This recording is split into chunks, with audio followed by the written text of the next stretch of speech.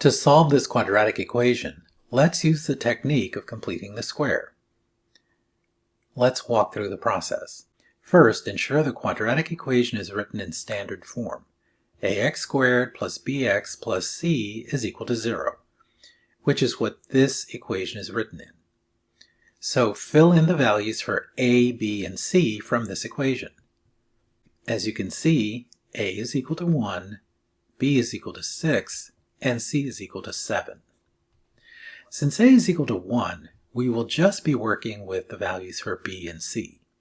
So the next step is to write b as 2 times another number. So 6 can be written as 2 times 3. We then take this value, the 3, and we square it. So we have plus 3 squared. But you can't just add this number without changing the value of the equation.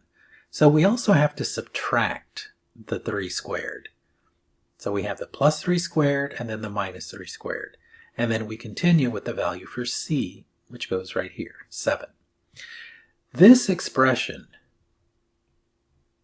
can be rewritten as a linear term squared. So we can write in parentheses x plus 3, again this 3 continues here, this entire quantity squared, plus 7 minus 3 squared, or 7 minus 9, or negative 2.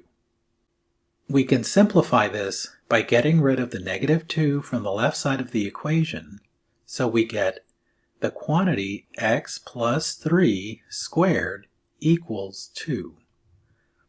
We then take the square root of both sides and we get x plus 3 equals the square root of 2.